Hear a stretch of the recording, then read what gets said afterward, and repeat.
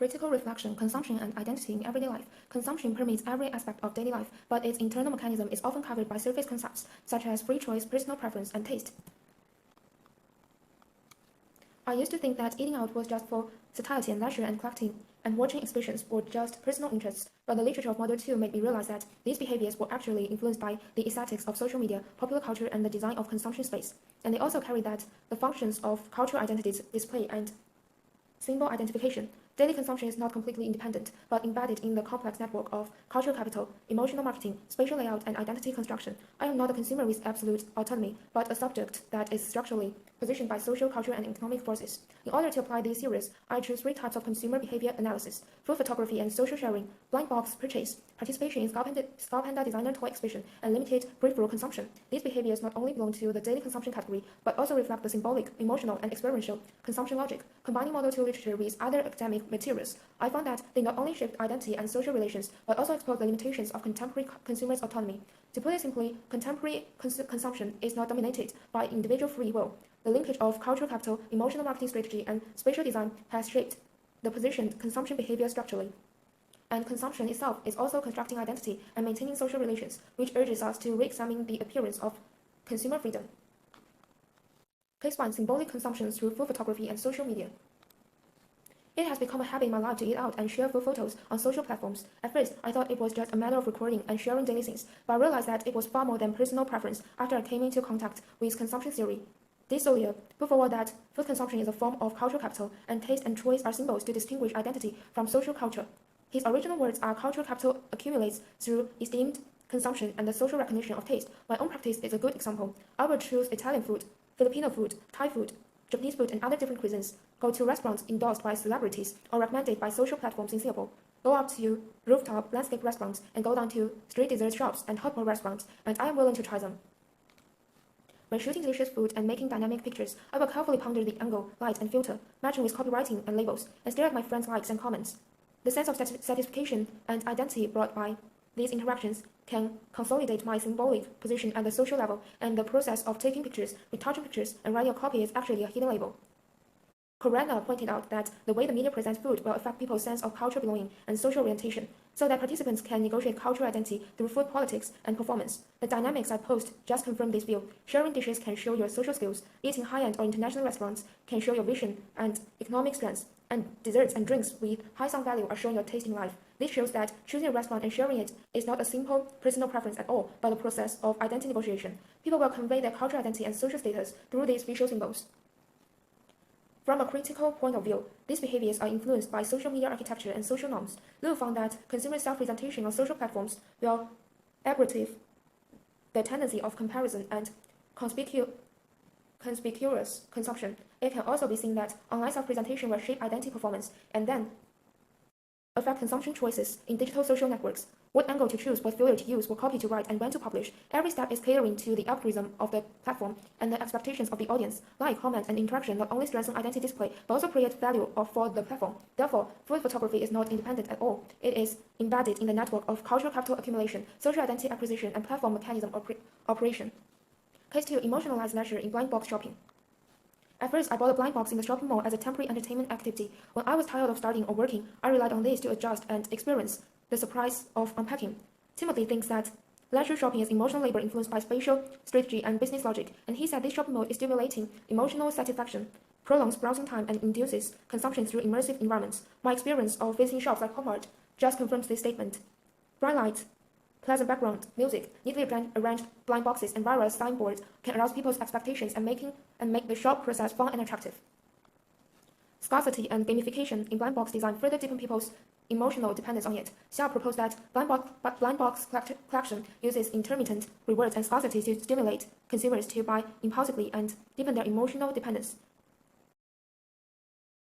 Its pseudo-random reward mechanism is very similar to the gambling logic.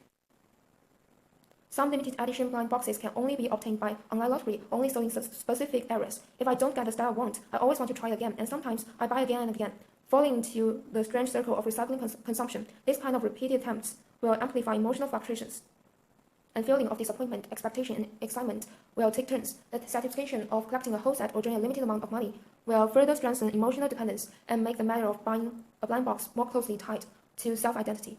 Not only that, buying a blind box is also a social behavior, and it can also help people build their identity. I will share the experience of unpacking on social platforms, gain the recognition of others, and find a sense of belonging in the interest community. Bell emphasized that objects are an extension of self, and collecting blind boxes is a way for people to express their interests, tastes, and social identity.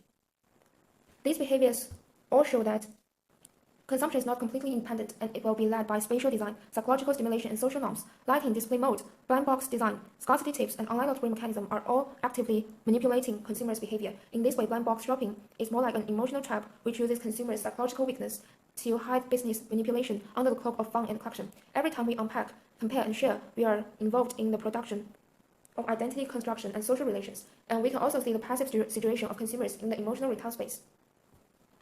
Case 3. Participation in the Scout Panda exhibition and merchandise consumption.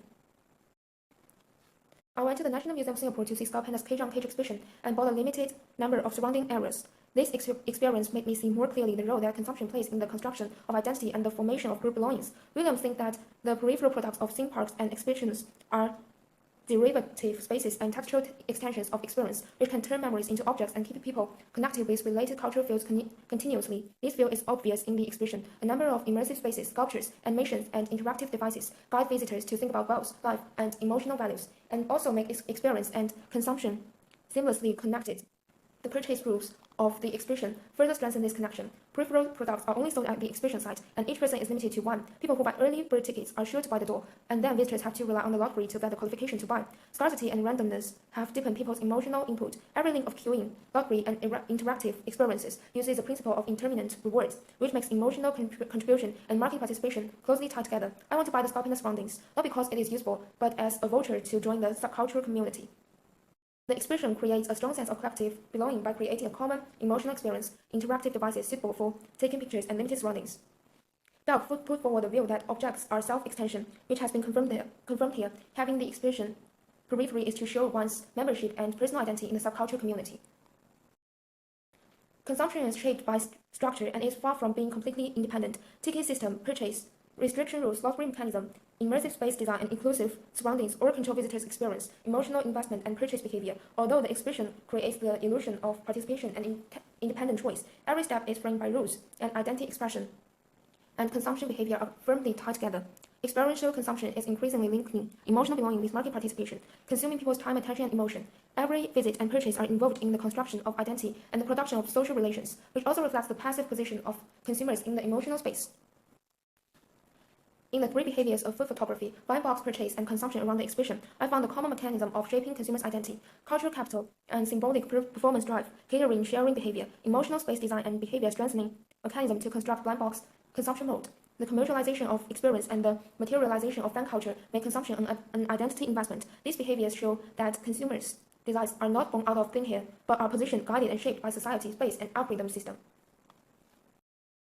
In these consumption scenarios, I am not only the creator of online identity, but also the target of emotional retail.